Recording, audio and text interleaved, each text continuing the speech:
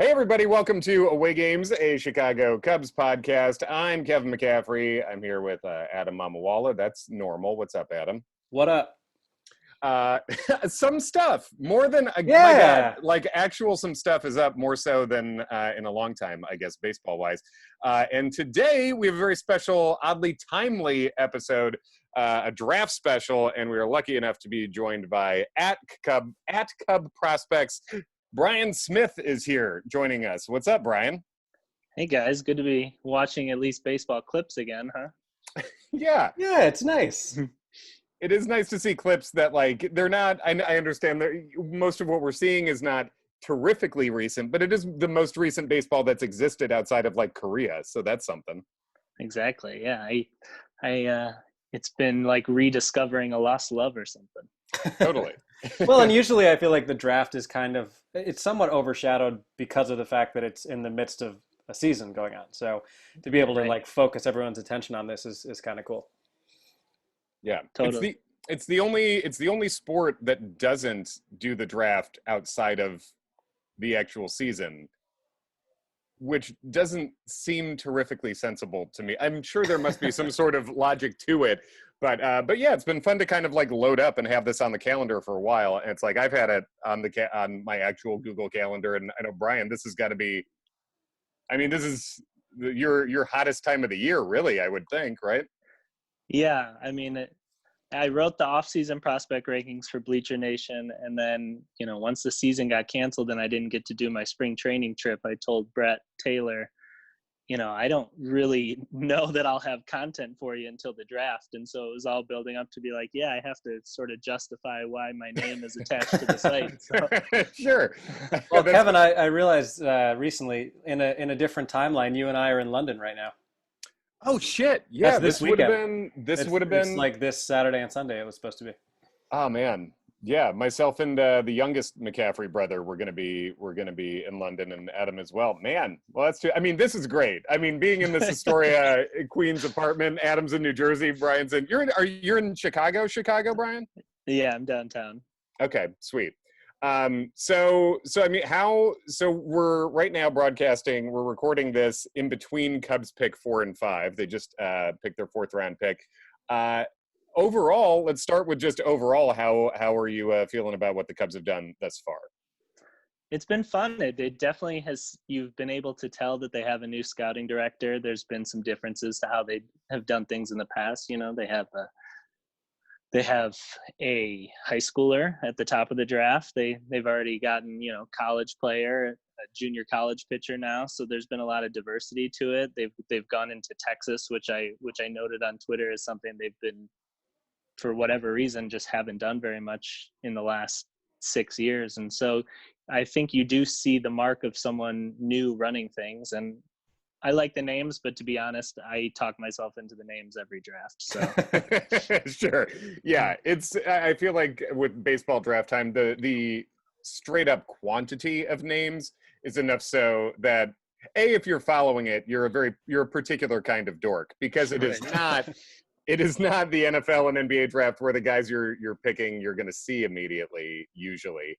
I'm realizing if Liam Neeson had said that and Taken, it would have been a very different movie. Yeah. You should know I'm a very particular kind of dork. Yeah, I mean, in a sense he is. He really nerds out. He very much nerds out about his very specific ways of murdering folks. So, I mean, that is a particular dorkery, I think.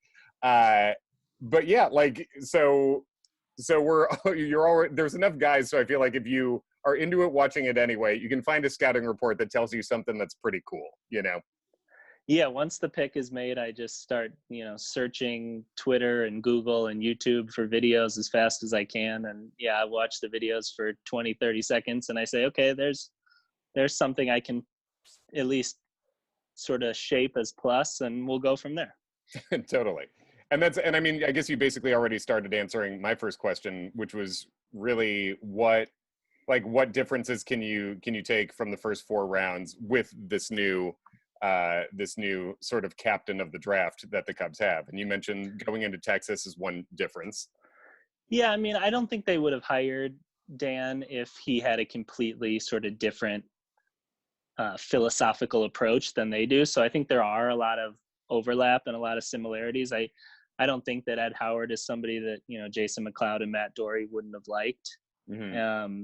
And I think all 4 picks are guys that they certainly would have considered in the past, but I don't know, the compilation of it together and just how sort of diverse the skill sets of the 4 players are sticks out to me as a little different. Nice. Before we start going just pick by pick with what we got so far, Adam, do you have any questions first? I tend to be between Adam and I think I'm the more prospect nerdy of the 2 of us. Typically. Well, I compensated for that by coming up with some good fun facts that I'll pepper in from time to time. Wonderful. But, based on the research that I have done, I guess we're looking at what two lefty pitchers and 2 bats. That's the most simplistic way to describe what's happened here. Yeah, I guess the only real, I mean, I keep saying that it's a diverse group of 4 guys, but when it's 4 guys and 2 of them are lefty relievers, I suppose there's a little Sure. more similarity than I'm noting. Yeah. Well, other than, I mean, I was trying to think, like, other than Aroldis Chapman, who we had for, 3 months, what other, like, dominant lefty relievers have the Cubs had? And maybe there's, like, a huge oversight here that I'm missing, but I was really trying to think about, like, You're not a Felix Heredia guy? You're not. Are you? I'm a big Heredia guy. Yeah. I'm a big Sean Marshall guy, but I actually was a big. I like Marshall. Yeah. Yeah. Jeff Facero might have had a good year in between the bad ones, but he certainly wasn't 104 miles an hour. Mike Remlinger. Yeah, Remlinger. Some of the useful dudes. Yeah, Randy Myers. More loogies than like power lefties, though. Exactly. A lot of them. Yeah. But yeah, I mean, the Cubs now have. I mean, they've had Chapman and they have Braylon Marquez and now Luke Little and Burrell Caraway in this draft. I can't imagine there's more than maybe 10 to 20 lefties on the planet that have ever thrown 100 miles an hour, and the Cubs now have three of them. Yeah. Yeah, that is a weird thing, and it just feels like it does feel like that the Cubs in recent years in drafts have not picked a ton of dudes who have one truly standout, like double, triple plus tool. Mm-hmm. It's been more guys where you can dream on them being solid. And even Nico is a good example of that, where Nico's a guy who I think, you can see as a very useful player, but there's not necessarily one thing that that seems like an incredibly standout calling card from his skill set, like premium velocity or premium power or premium speed with someone, Yeah, last year they seemed that they did try for a little more upside than they had in the past. And I think that carried through to this year, but really I think it just carried through to finding a scouting director that told them that he would prioritize upside and they could feel like they were really counting on that. Yeah. And especially in a draft with 5 rounds, it's like, as a fan just going in, that's sort of upside is what I wanted to see, Yeah, for more sure. than anything. So yeah, let's do pick by pick from what we got so far. What can you tell us about our new friend, Ed Howard? Yeah. I mean, what a moment that was, huh? So fun. I had no thinking that it was going to be him. I was really worried he was going to be a Cardinal and that we were going to have to root against this guy who's incredibly likable and has all these connections to the city. And we just never heard all spring. I don't think I ever read a direct connection between the Cubs and Howard. So I just never sort of accepted it as a reality. And so they've pulled names out of left field each of the last 3 years, but this is the first of the 3 years where it was a guy that was considered firmly a first round talent. Right. It was just not somebody we thought would be a Cub. So it was a great surprise. Yeah.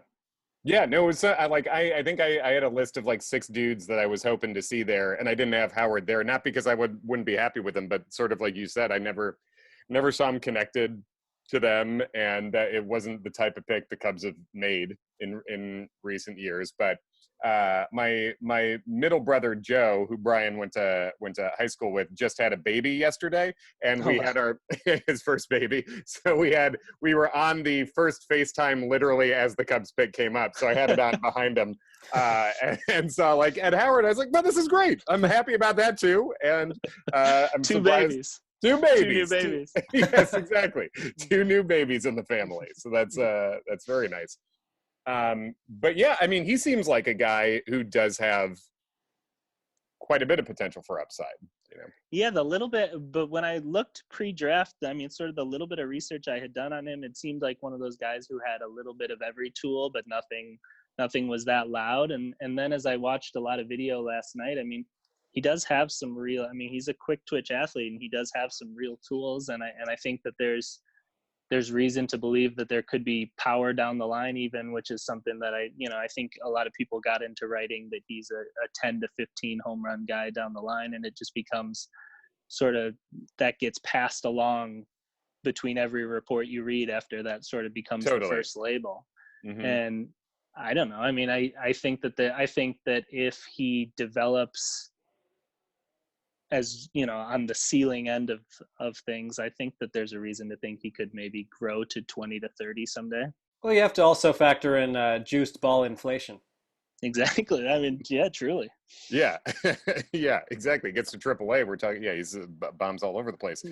Yeah. And I think what you're saying about it is interesting to see when you're trying to read up on these guys, how much of that, the contagiousness of what people say about these guys tracks. It's really hard to find, because it's, and I mean, being someone who's trying to learn from the outside, I find myself obviously taking on the same thoughts as everyone else. But then when I saw the video, I mean, his swing really does look cleaner than I thought it was going to look.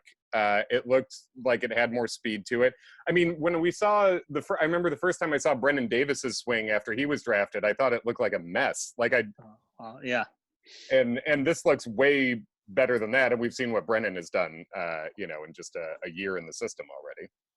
Yeah, the initial scouting reports on Howard are that, they sort of say because he has the bat speed and the hand-eye coordination, you feel really good that he'll hit for contact well, and then the power will be, sort of average, below average, where in a weird way, I almost found myself more confident that power would come if he develops into a major league player, that power will come, than being really confident that he will be an above average hitter for contact. I still am going to sort of need that proven to me as the Cubs tweak his swing, and he's only has limited experience against top end pitching. Mm-hmm. Well, we'll see what Chili Davis can do with him. Yeah, get him back. Bring him back. It's about time. Chili redemption. All right. So should we move to round 2? Oh, you know what? This is where my trivia comes in. Oh yeah, please. Fun fact me, Adam. So fun fact me, Daddy. The first fun fact. Oh, I will. The first fun fact is apparently he is the first Illinois high school position player to be drafted in the first round since 1997. Do either of you have any idea who that person would have been? That's so obscure. A 1997 outfielder who came out of an Illinois high school who was drafted in the first round. I think I might. Bryan? I don't know. I'm gonna let Kevin try. No, this is it's probably too early. I was gonna say Jason Worth, but I think yes. Is it really? Nice. I never in a million years would have thought Jason Worth was from Illinois. He's got a real Mississippi vibe. Yeah, I did not feel a suburban Chicago kinship with just the vibe of Jason Worth during his playing days. But I remember seeing that he was an Illinois dude and being struck by that being unexpected. But man, that's like, that makes him older than I thought he was, I guess, if he was drafted in 97. Yeah. Here's the other ones. Yeah, sorry, go ahead, become the go-to comp for Brennan Davis too in a lot of circles, so we can we bring it back there. Oh nice. Yeah, right. I mean, like a weirdly tall dude, right? Who's tall and good athlete. Yeah, I mean, Worth had a solid career. Very much so. Yeah. Okay, the other thing, obviously, so the connection with Ed Howard being that he was in the Little League World Series was that we saw a video, I think that the Cubs or somebody posted today, where he's like on the field getting an autograph from Starlin Castro, which is super cool. Great, before a game. Here's a trivia question. Who is the most recent Chicago Cub to have played in the Little League World Series? So we're talking Cub that actually has major league time. Mm-hmm. Okay. I feel like I don't know almost any Cubs ever who were in There A aren't a little lot bit. of prominent ones. What seasons did he play on the Cubs? The era would have been mid to late 2000s. Mid to late 2000s. So like 08, 07, 08 era. I mean, I don't think this is the answer, but I'd say DeRosa, just because he seems like a dude who in life everything is worked out for. So he would have, I feel like he would just be on a little league team that also went to the World Series. That is actually a very good guess. I'm going to He say has Jake a real little Fox. league. Ooh. I'm gonna Jake go Fox. Jake Fox Ah. represented like Not the Jake Midwest Fox. or something. DeRosa does have a real I played in the Little League World Series vibe. I don't know why, but he definitely does. He has a real my dad bought me a pitching machine vibe. Yes, yeah. absolutely. Yeah. I'll give you a hint. Okay. I think this will narrow it down. Starting pitcher who is also known in some circles for having hit a grand slam at Shea Stadium. At Shea. Well, not no Travis Woods. And he played for a Little League team from Staten Island, if that narrows it down. Oh, is it Jason Marquis? Yes, it is. All right. Marquis, I wouldn't have thought but from the French name that he was a Staten guy, but the first time I heard him talk, I'm like, that motherfucker's Staten Island for sure. It really checked out. Love to watch Marquis hit. And Jake Fox, what a great throwback. I was such a Jake Fox believer. Me too. Man. And I'll give you one more. This is the last one. All right. Just to see if I can out obscure myself, but also I think you'll know the answer to this. According to my research, the Cub prior to Marquis, who played in the Little League World Series, was a right-handed reliever, most known for pitching a ground ball double play, ground ball resulting in a double play in the second to last game of the 2003 regular season. Who was that guy? Jesus Christ. Oh man. It was It was that doubleheader, that notable doubleheader against Pittsburgh. What a series of qualifiers. A right-hand reliever in 2003. That's weird because a fun fact about the Cubs in 2003 is that they didn't use relief pitchers. I think it was one of the fun things about Dusty Baker's managerial strategy. Do you have any idea who that would be, Bryan? No. Todd Worrell. Solid guess. That is a good guess. The correct answer is your boy, Dave Veers. Now, Dave Veers was not my boy, and how dare you for saying so. And apparently he played for a Little League World Series team from Spain because his dad was like at an Air Force base or something weird like that. Whoa. I did some research. You did sure not lie did. about obscure research. It's very obscure. Yeah, no shit. Damn, good work. All right, give us round two, Bryan. Who we messing with in round two? Burrell. and we've never said that before in baseball. Pat Burrell, but not first name Pat Burrell. Yeah, but a man named Burrell. Yeah, A man named Burrell. Burrell Caraway, a left-handed reliever from Dallas Baptist. He was considered the best reliever in the draft. This is the first time in a while, if not ever, that I remember the Cubs taking the guy who everyone says will be the first guy to reach the major leagues.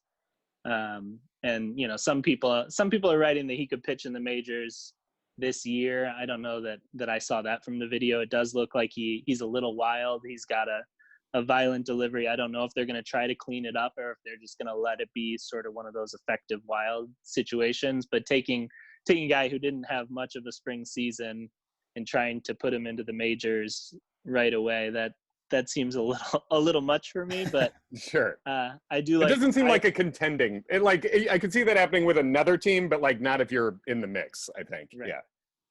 But I mean, I could see him potentially. I don't know, in September 2021 being a guy that if he's dominating in the minors, they think about it if they're being competitive.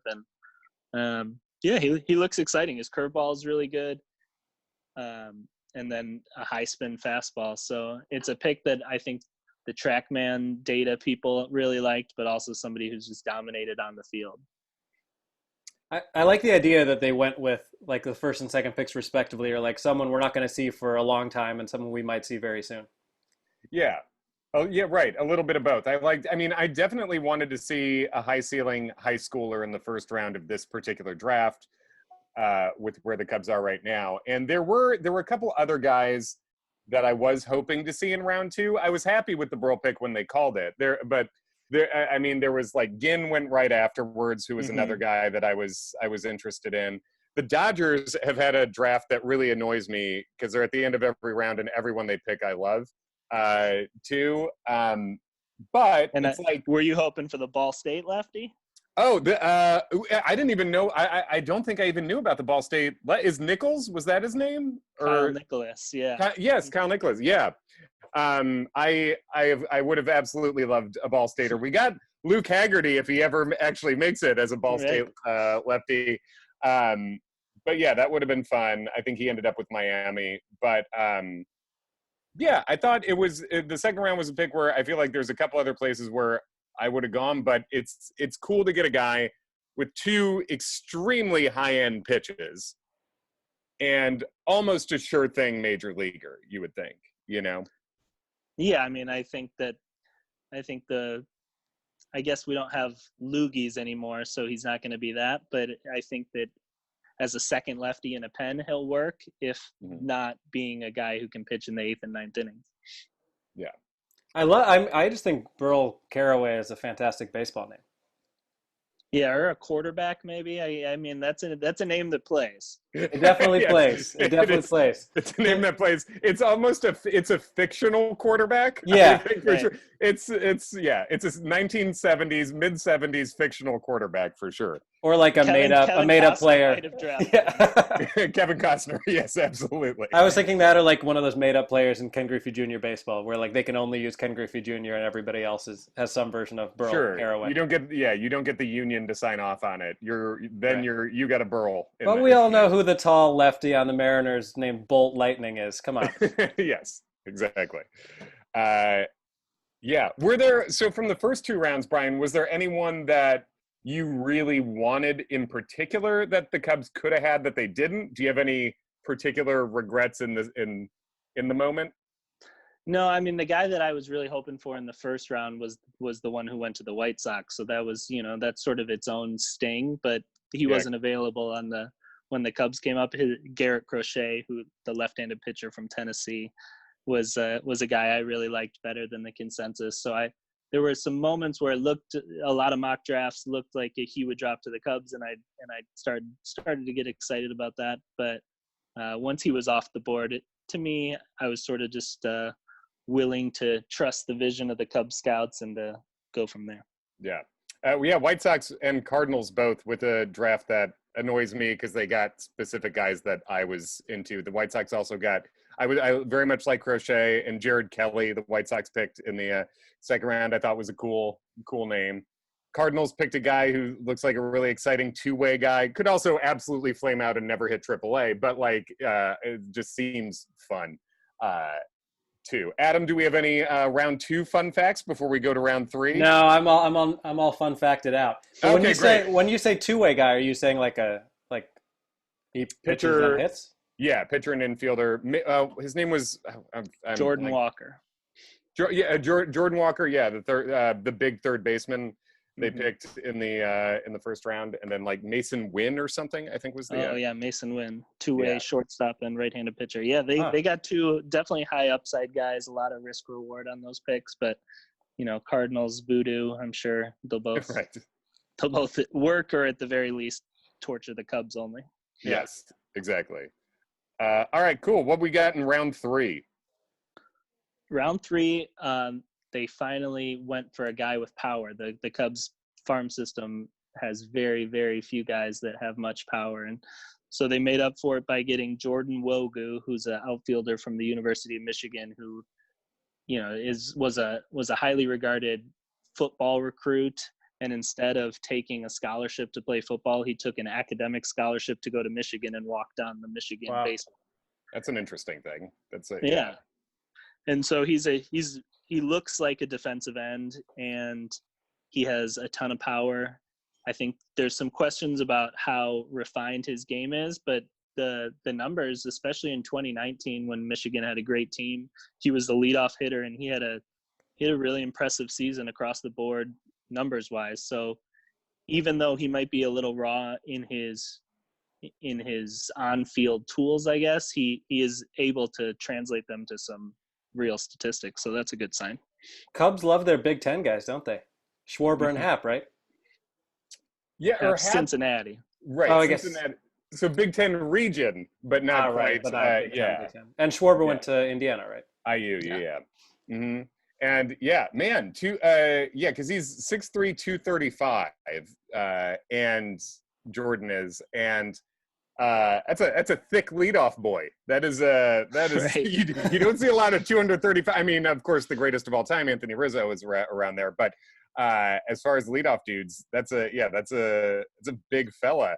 And I saw almost what stuck out to me most when I just glanced at his stat line for last year when Michigan were they runners up at the College World Yes. Series? Yes.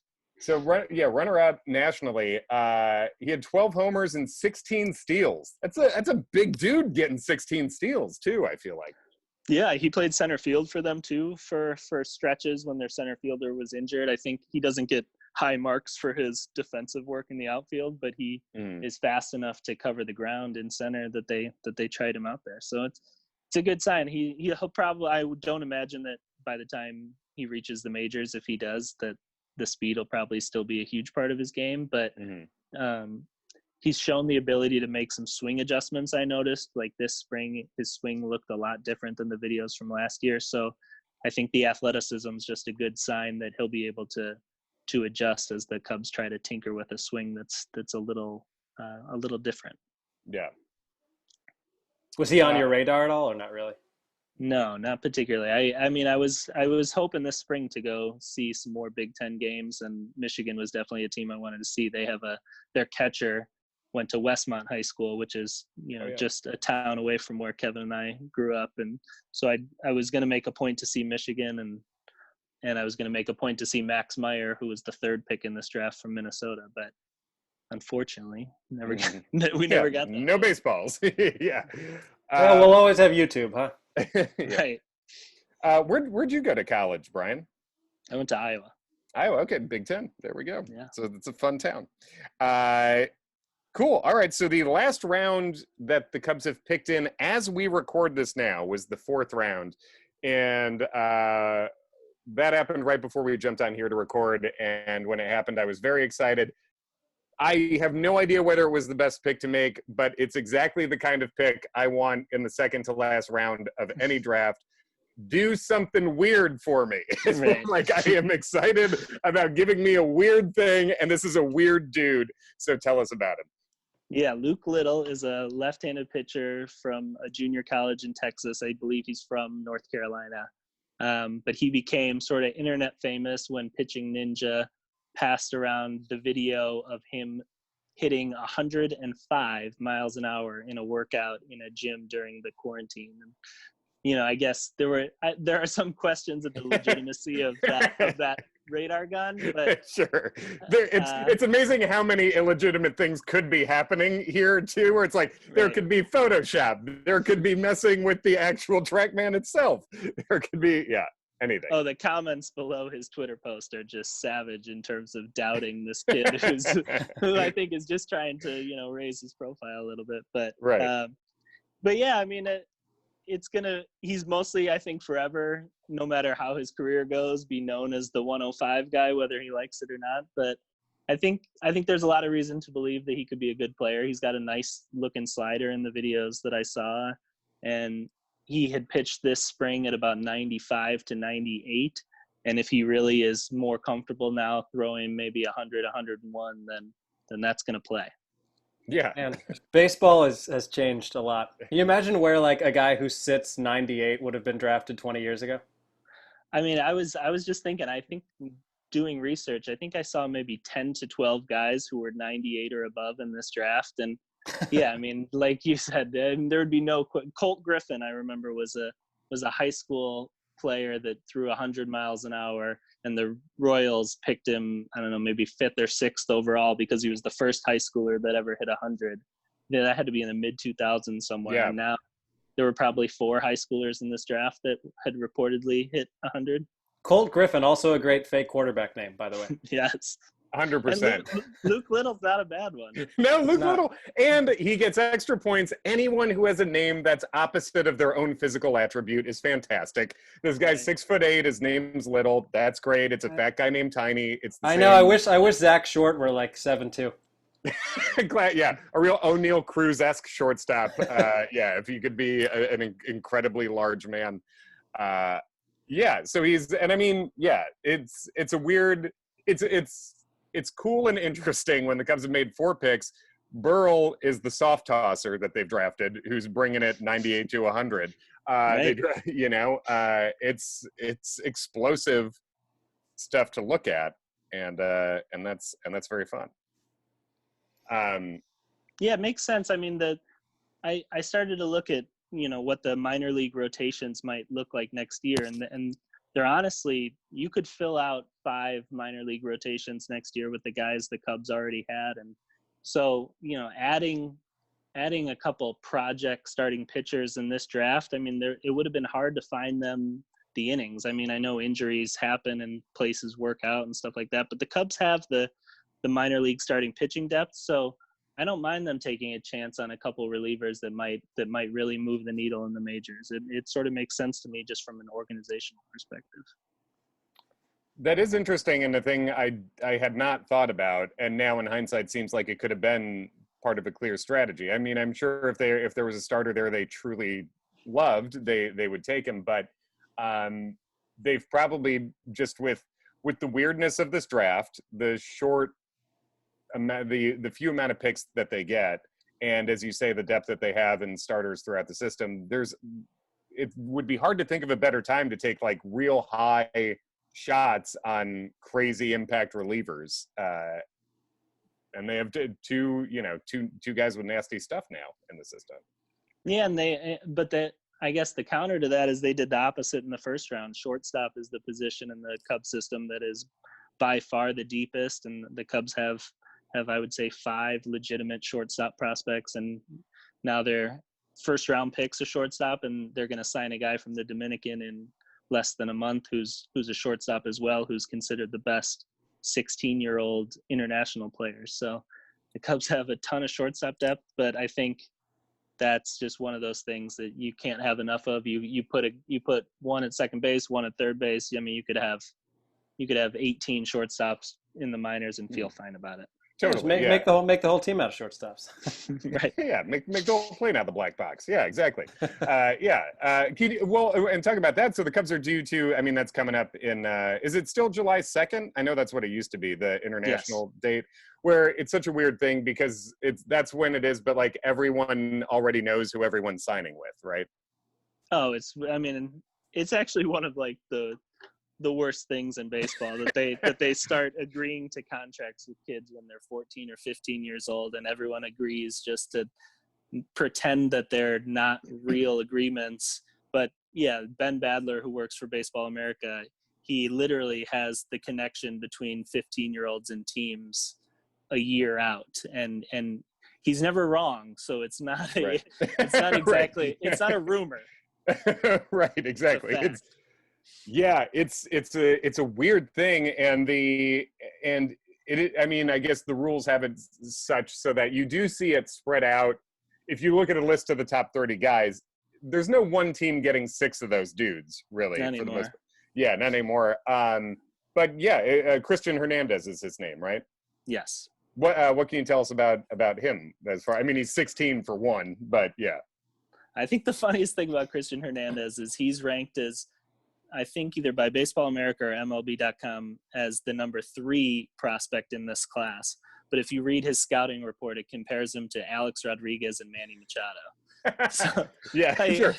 I don't know how that doesn't quite get you the number 1 spot. I don't know. I guess Babe Ruth and Ted Williams is in the draft, I guess. Did you guys see that tweet that was floating around a couple weeks ago that was like an old scouting report of Manny Ramirez? No. It was insane. It was from someone who had seen him play in high school because he was in like the Bronx or something like that. Yeah. And the scouting report essentially said, lazy, best swing I've ever seen. If he stays healthy, will hit 400 to 500 home runs in the major leagues. Oh man. That's an incredible scouting report. That's entirely. Nailed it. Honestly, unless it was like, we'll take a whiz behind the green monster during a game, like, there's no way you could hit it more Yeah, just bullseye. like things that are so specific that it's like, oh, you're definitely a time traveler. Like, Yeah. we'll wear needlessly baggy pants. Like, how do you know that?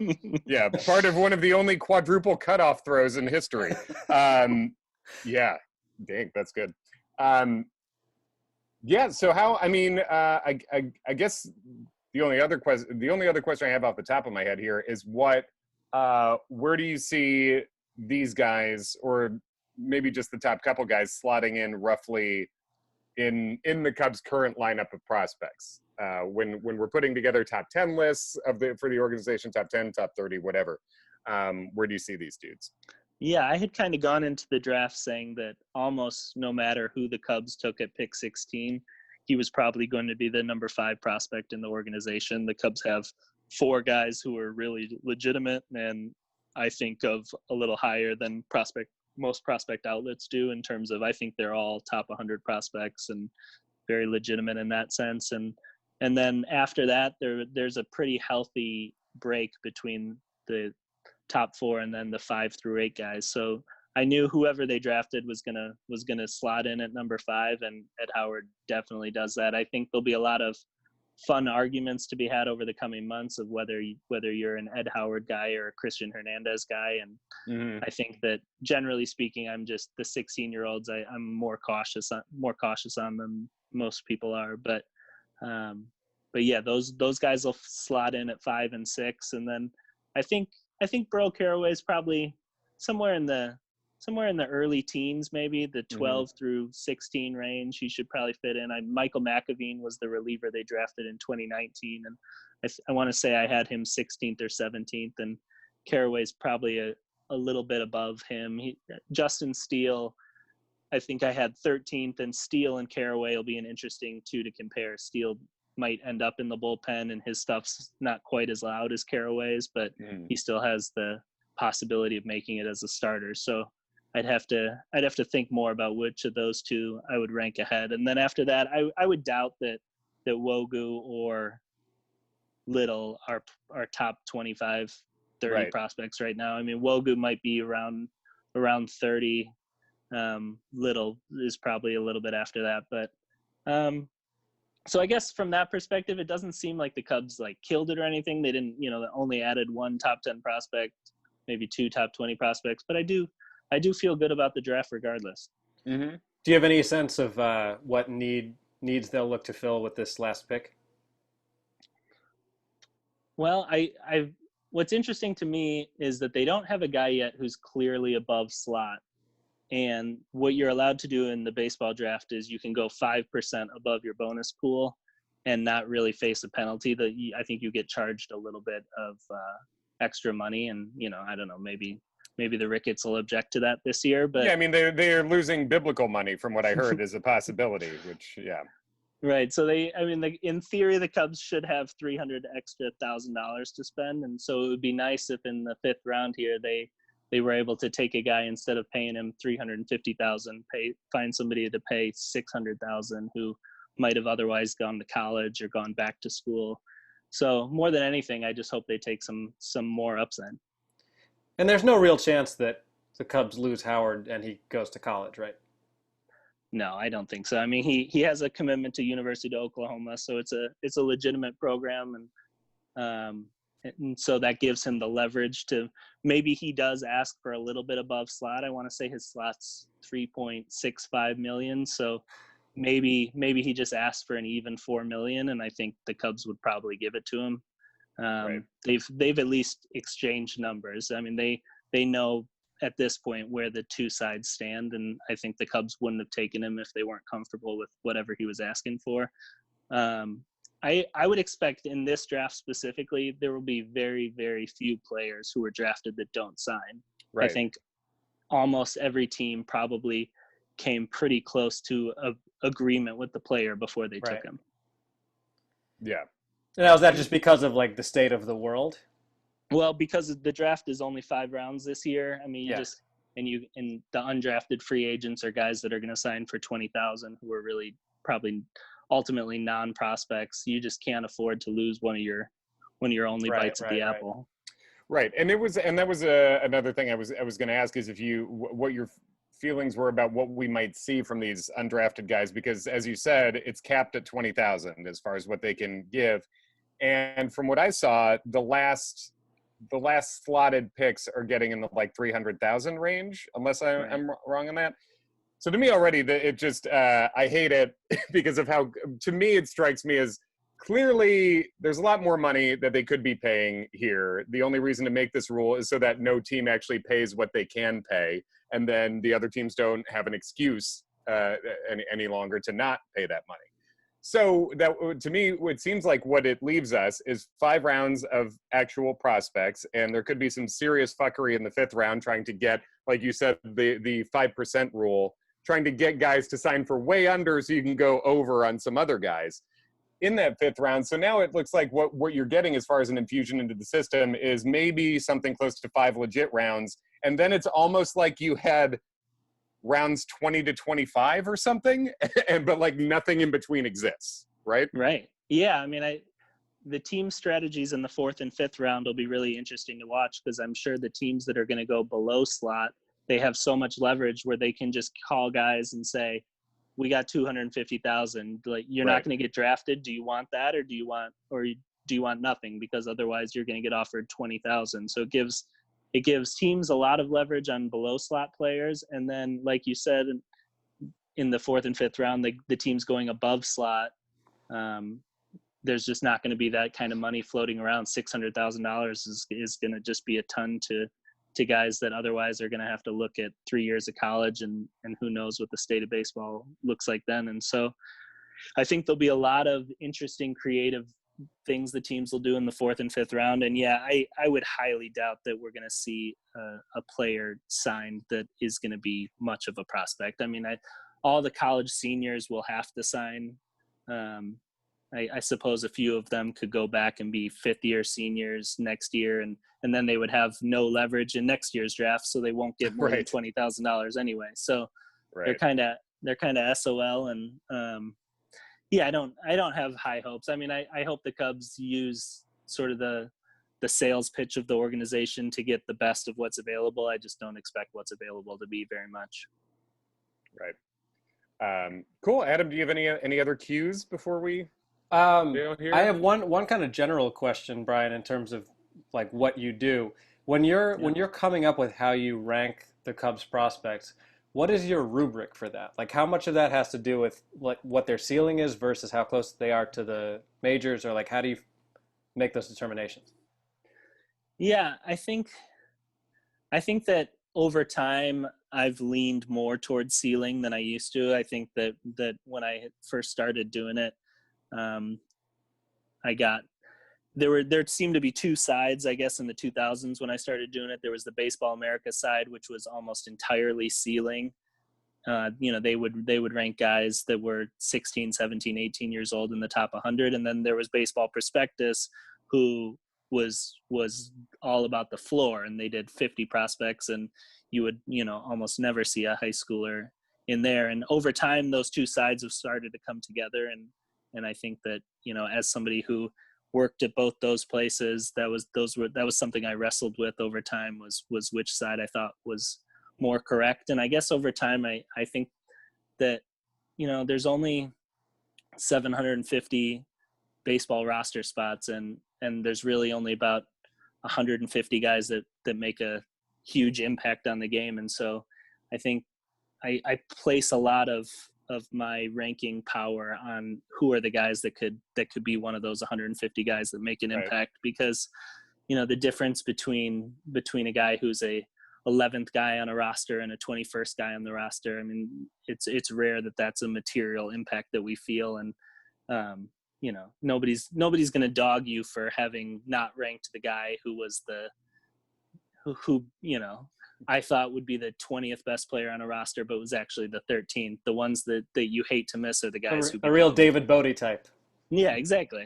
Yeah, which is like great fun value, but like, yeah, but no one had Bodie on a top 10 list I mean, maybe ever as a prospect. I'm trying to think if he was at the end, but Yeah, the timing wasn't quite there. I mean, I think that right. by the time he got called up to the majors, I was saying, I think right now he's the fourth best prospect in the minors, but it had all just happened so fast that it happened at the end of the previous year, just for like about 2 months, and then the spring that he was called up, he was fantastic. Right. Yeah. Oh, last question. Was Rubella a flash in the pan? Probably. Yeah, I mean, it'd be pretty hard to believe that somebody with, legitimate above average potential was allowed to just flounder in Europe of all places for a long time. Yeah. I mean, I think there's really impressive skills he has. I mean, I think he sort of, regardless of whether he becomes something or not, that was just such a fun story and something just really cool to get roped into. But yeah, I guess when it was happening, I was like, yeah, maybe he is like the 10th or 12th prospect in the system. And I think that I was suckered a little bit there by what was happening. I think that was probably a little high, but yeah, I don't think he's going to be somebody to last. I think he is somebody that could be an up and down guy that plays on a bunch of teams over a bunch of years and, goes between AAA and then injury happens. And like Jim Adducci last year having to come up for the Cubs for a series, just sort of fill in that role for a while. But yeah, it would surprise me if he's ever able to sort of make the adjustments on off-speed pitches to last. Yeah. Fun dude though. It's what a weird story. And yeah, one of those guys who you could definitely see, like, if he played for a bottom 10 team, put up a weirdly like fantasy relevant stat line for a year at some point, Yeah. Guy can hit a homer. Cool. Well, thanks so much for joining us, Bryan, for hanging out. Yeah, it was fun. Yeah. Tell us where people can read your work. Obviously at Bleacher Nation. How do they follow you in particular?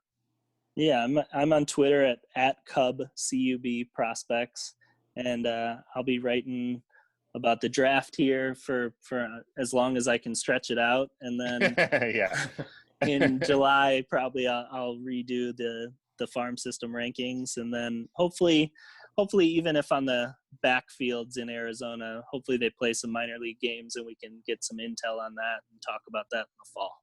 Sweet. And would you mind hitting me with a voice memo about whoever the Cubs pick in the fifth round? It's a little, if you Sure. are staying up, only if you're No, I am. Okay, cool. Yeah, hit me with that. We'll and then I'll include your thoughts on whoever this mystery fifth rounder will be in the podcast we drop tonight. But yeah, Bryan, thanks for hanging out at Cub Prospects. Follow them if you don't. Would be insane if you don't and you're listening to us, but do that. And hopefully we'll hang soon.